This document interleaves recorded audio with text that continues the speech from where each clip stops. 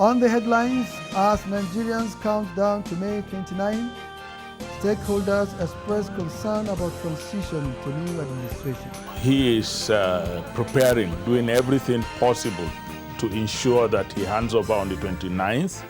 Plus, Senate President inaugurates Democracy Radio and Center for Security Analysis.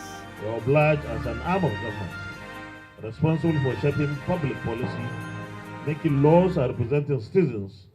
A very good evening and welcome to the Parliamentary News with me, Muhammad Rabiu Ali.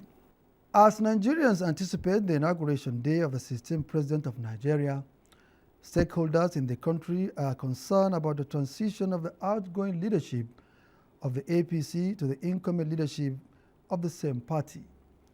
The reinvigoration of policies, substitution of cabinet officers, and focus on legacy projects were crucial on Good Morning Nigeria today, as guests on the program made contributions on which direction the government will go. Ibrahim Damhamidu reports. We are on course. Definitely we are on course. The outgoing president had made it very clear that he is preparing, doing everything possible to ensure that he hands over on the 29th. And the leader of the transition process is the SGF, the Secretary to the Government of the Federation. And that automatically means that the government is fully involved in planning to hand over to the incoming government. President of the Senate, Ahmad Lawal, says the establishment of the Center for Security Analysis under the legislative arm of government will give the Nigerian lawmakers a better insight into security issues bothering the nation for prompt legislative action. He said these at the inauguration of the center and a radio station to promote democracy in Nigeria. John Yaku reports. The newly inaugurated Legislative Center for Security Analysis is basically to identify conflicts, carry out research on causes of the conflicts, produce research report, draft security bills, motions and resolutions. President of the Senate, Ahmad Lawan, believes this will give lawmakers the insight into security matters for speedy consideration. And therefore, we are obliged as an arm of government responsible for shaping public policy, making laws and representing citizens, which grants us the legitimacy to play a central role in ensuring security sector governance. Similarly, the President of the Senate inaugurated the Needs Democracy Radio 104.9 FM to educate and sensitize Nigerians on tenets and values of democracy. Conscientize and mobilize the citizens to participate effectively in the political process. We hope that these two outfits, the legacy of the 9th Assembly, will be of greater relevance to deepening democracy. We know that this democracy radio is what the nation has been waiting for. Director General, National Broadcasting Commission, presented copies of the Nigeria Broadcasting Code to the Director General of Needs to maintain ethical standards of the broadcast industry. It is therefore expected that your content would emphasize progressive, democratic-oriented programs. Pioneer General Manager of Democracy Radio Station, Muhammad Kudu Abubakar, speaks on its operations. We are not just 104.9, we are also a podcast. So persons can view us on our YouTube channel, and they can see us with their mobile phones if they have data. The two outfits are legacies of the 9th National Assembly. In Abuja, John Yaku, NTA News. On the 29th of March 2023, the Federal Executive Council approved the liquidation of top priority judgment debts and general debts incurred by ministries, departments, and agencies of government. President Muhammadu Buhari has written to Senate seeking legislative approval for the resolution. National Assembly correspondent Ignatius Onkwo reports. For the resolution of the National Assembly. Plenary commenced with President of the Senate Ahmad Lawan reading executive communication from President Muhammadu Buhari. The letter seeks approval of Senate to liquidate various judgment debts incurred by the federal government. In the sum of USD 566 million 754,000 British pound, 98,526,000 and 226,281,801,881 naira 64 kobo. Senate passed 3 bills on science and technology: the National Innovation Agency establishment, Nigeria Atomic Energy Commission repeal and reenactment bill, and the Nigerian Content in Programs, Contract, Science, Engineering, Technology and Innovation Establishment bill. It also passed the Federal Audit Report Implementation and Enforcement bill. Mr. President, the objective of this bill, one, is to develop the ways and technical machinery for effectively exploit and harness atomic energy for peaceful applications for sustainable national development.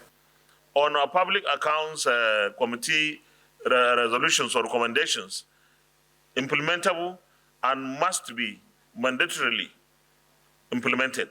The National Emergency Management Agency Act Amendment Bill, which seeks to provide for the establishment of NSAS Victim Compensation Fund, sponsored by Senator Gaston Bassi, passed second reading. For the compensation of verified victims of the 2020 NSAS protests. Senate continued legislative intervention on education as it passed 2 higher institutions establishment bills: the Federal University of Technology, Sabon Birni in Sokoto State, and the Federal University of Creative Arts and Studies in Idiato South Local Government Area of Imo State. From the National Assembly, Ignatius Nkwo, NTA News. And the House of Representatives recommends that a forensic audit of the Nigerian National Petroleum Company Limited be conducted in order to unravel discrepancies in the importation and supply of premium motor spirit. This, the House says, has become necessary to ascertain the daily average volume of PMS consumed in Nigeria. National Assembly correspondent Lami Ali reports. The recommendation was part of the 4 considered and adopted by the House as submitted by its ad hoc committee set up to find out how much of petrol is consumed daily in Nigeria. This was to identify loopholes in the subsidy regime costing the country trillions of naira. The committee explains that in the course of the assignment, it realized that there was no available data to conclusively arrive at the volume of PMS consumed on daily basis. We look at the area of supply, we look at the area of distribution, we look at the area of storage. What NNPC will give you as the supply of petroleum products, particularly PMS to the country, is different from what the authority gives, and it's also different from what Nigerian Navy gives. When we asked the Accountant General to tell us the amount that the country pays for subsidy, the Accountant General could not give us an answer. Recommendation 2, expedite the full implementation of the Petroleum Industry Act. Carried. The House has considered and approved federal government's request to extend the implementation of the capital components of the 2022 appropriation and the 2022 supplementary budget. To extend the implementation of the capital aspect of the Appropriation Act 2022 from 30 June 2023 to 31st December 2023, and for other matters standing in the name of the House Leader. The House passed 12 bills after third reading. Among them, bill to establish National Youth Service Corps Trust Fund and that of Nigeria Education Loan Fund, which seeks provision of interest-free loans to indigent Nigerians to access higher education. The House has resolved to investigate alleged illegal utilization of funds appropriated for zonal intervention projects in the 2022 budget of the Ministry of Trade and Investment. Investigate the Permanent Secretary of the Ministry of Trade and Investment for unauthorized environment and illegal utilization of funds appropriated for the zonal intervention projects 20221459 in the Appropriation Act of 2022. Meanwhile, House members have urged the Federal Road Safety Corps to mitigate a rising number of accidents along Bauchi-Maiduguri Road, considering the lives being lost. From the National Assembly, Lami Ali, NTA News. Still to come, The National Institute for Legislative and Democratic Studies, in partnership with African Group of Negotiators, experts support exchange of ideas with parliamentarians from African countries in Lagos. These are more news after this break.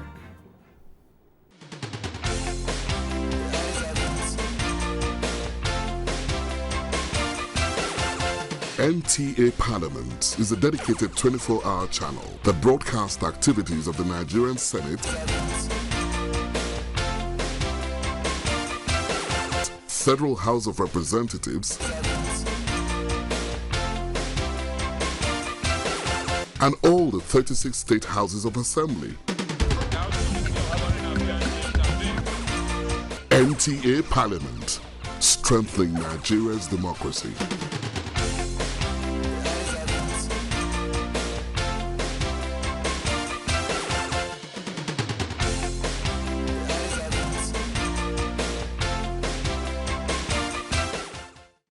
Thanks for being there.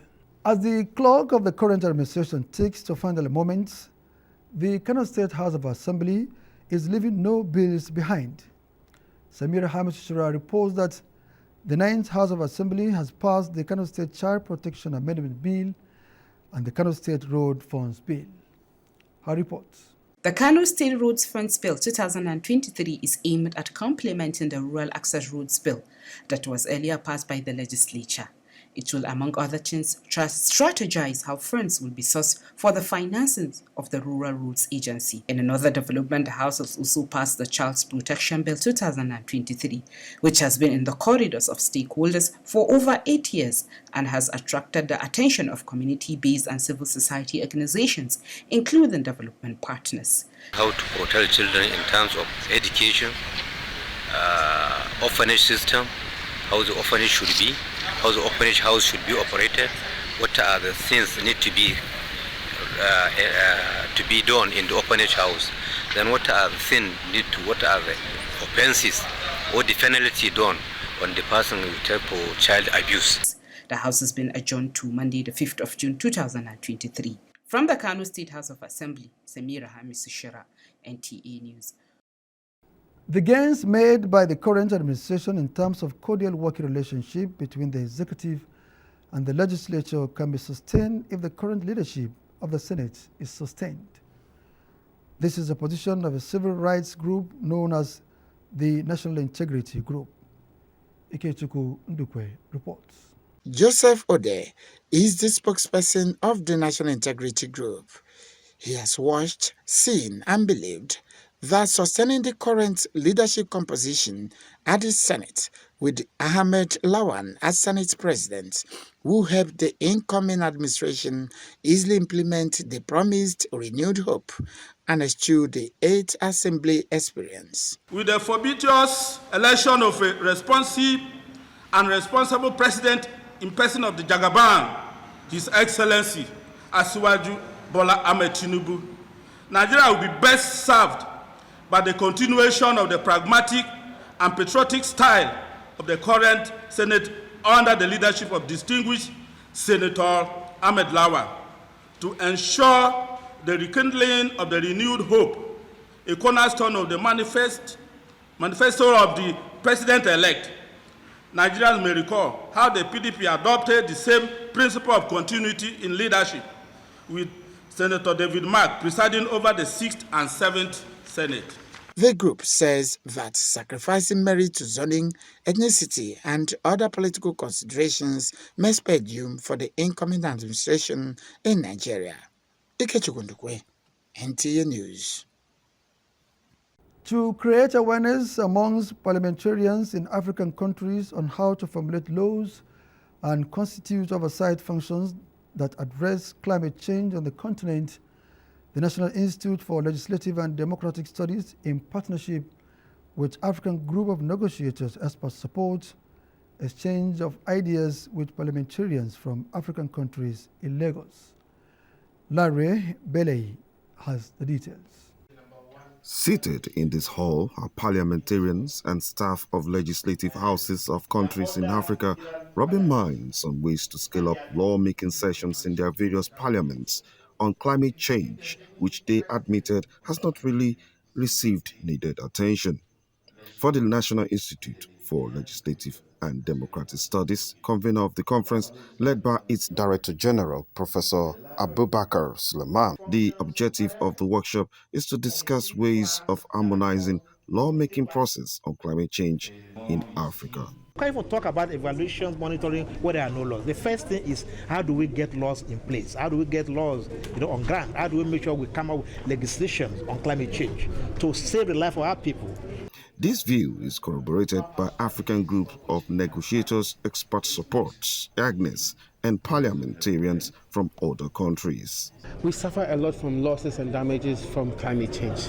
But how much of it are we quantifying, and how are we articulating all these things to the international community? We've been having series of meetings as to how we can reserve part of our land to prevent climate change in our country. We cannot do much if we don't have legislation, because that gives us the power to be able to push for additional budget, to be able to push for certain policy direction. Another goal of the conference is to ensure public and private enterprises commit to zero emissions through legislative laws in participating countries. In Lagos, Larry Bilayi, NTA News.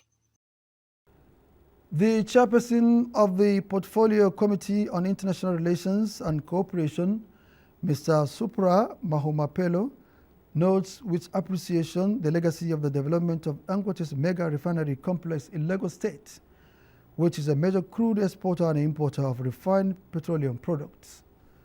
In a statement by the Parliamentary Communication Services, Mr. Mahomapello said the investment by Aliko Dangote is a demonstration of a very deep faith in Nigeria, Africa's ability for economic development, and the ability of the people to translate an idea of a complex refinery into a practical complex development that offers remarkable economic spins off to the people of Nigeria and, by extension, Africa.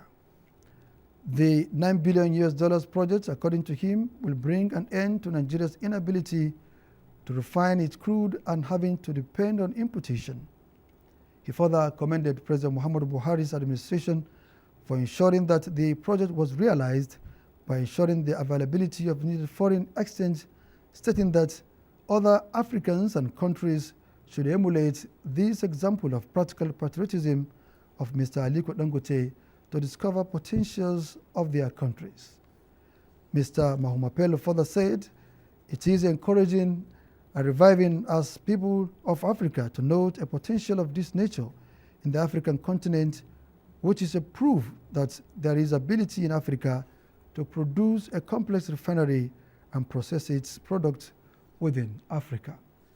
And the First Lady of Nigeria, Aisha Muhammadu Buhari, has officially engaged the incoming First Lady, Senator Oloremi Tinubu, acquainting her with the traditional responsibilities of the office towards complementing the roles of the President of the Federal Republic of Nigeria. The First Lady has also handed over some documents to serve as a guide to deliver on the tasks ahead. State House correspondent Aliu Kabir reports on these and other engagements of the First Lady. Receiving the incoming First Lady in the State House, the First Lady of Nigeria, Aisha Buhari, has expressed confidence in the outstanding leadership role of Senator Oluremi Tinubu, both as a lawmaker and during her tenure as the First Lady of Lagos State. Mrs. Buhari explained that though the office of the First Lady is unconstitutional, but the role of the spouses of the President across the globe cannot be neglected, taking into cognizance their complementary functions towards serving humanity. She maintained that Senator Oluremi Tinubu is courageous to perform that task. She therefore handed over some documents to incoming First Lady, preparatory for her final disengagement from the affairs of the office. Mrs. Buhari has also presented the seal of the Africa First Lady's Peace Mission to the incoming First Lady, confirming the hosting right of their annual general meeting. We enjoy the goodwill of the citizens in order to carry out some basic things like humanitarian activities, and we partner with a lot of NGOs in order to help our citizens, and I have enjoyed that goodwill for the last 8 years. So I have prepared handover notes just to guide you. The incoming First Lady has expressed appreciation to Mrs. Buhari for setting standards, adding that she will continue to seek further advice when the need arises. I believe that you would always be a phone call away if I need an advice or two. But throughout this transition, you've been very magnanimous. And all the people you've introduced me to either advise me on, the next things to do, I want to thank you, ma. And I pray that God, in His mercy, would go with you and Baba. You've really set the standard, and it's a very, very big shoe. In the meantime, the First Lady has also received in audience the Association of the Spouses of the Nigerian Ambassador serving in various countries, led by the wife of the Nigerian Ambassador to the Republic of Burundi, Udo Onyegba. They have congratulated the First Lady for her doggedness towards improving lots of women and children, not only in Nigeria, but across the continent, particularly her initiative of donating nutritional products to vulnerable children in other African countries, as well as her health and empowerment programs across Nigeria. As an unofficial representative of Nigeria, you are tasked with projecting the image of Nigeria in a positive light. I know you have all done that with grace, poise, and decorum, and I congratulate you all for the successful way you have supported your husbands in their roles as ambassadors. You have indeed, as our mother, proven yourself to be a woman with a heart of gold, as your humanitarian services have not just been limited to the scope of Nigeria, but to other parts of the world.